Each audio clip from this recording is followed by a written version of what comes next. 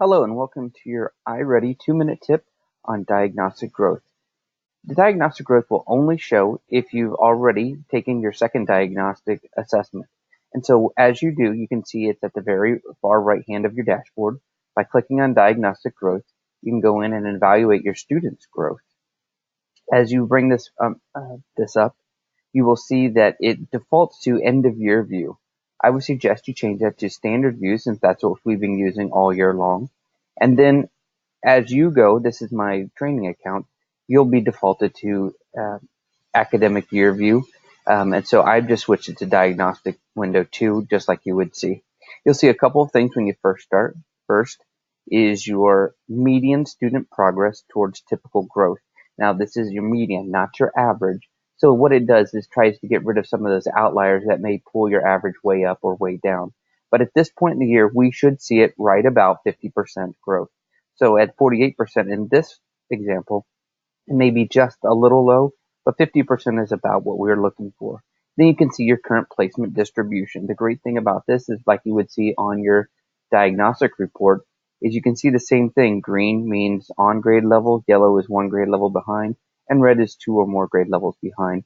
But we can see at the bottom here where it changed from diagnostic 1 to diagnostic 2. So in this case, students who are on grade level went from a 54% to a 63%.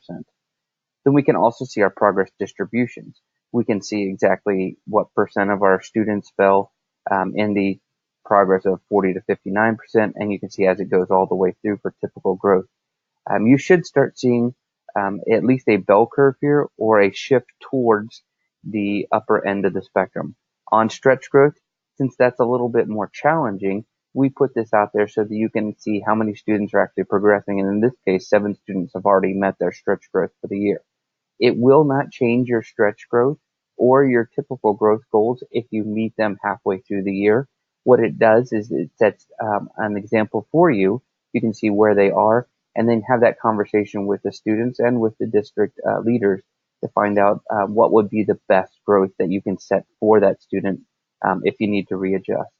As we scroll down, we can see our individual students. We can see what percent progress they're making towards typical and stretch growth, how many scale score points they have progressed, and how many they should have for typical or stretch.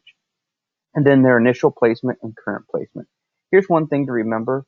Growth is growth, and we want to celebrate growth wherever it is, whether they're a little further behind than we expect or a little further ahead or right exactly where we expected this time of the year. Let's just celebrate growth. So if we choose one individual student, let's choose this first one here. We can actually see, again, on standard view, we can see their progress towards typical growth, progress towards stretch growth. And you can even learn more about growth right here at the bottom. We can see where they are on each one of their diagnostic assessments. And if we need to, we can even check the key of what grade level or on grade level means. And then as you go down, here's another great thing to look for each individual student. Again, it's not just overall growth we're looking at. Now we can look at growth by each one of the domains. By doing so, we can then zero in on where are the challenges for each student, where have they really progressed, and how we can make sure that we are getting them to a place that they are maximizing their growth no matter where it is. Again, what we want to do is use this in conjunction with their online instruction and to look at how we can accelerate their growth and make sure that they get the most amount of growth that we can see for the entire year.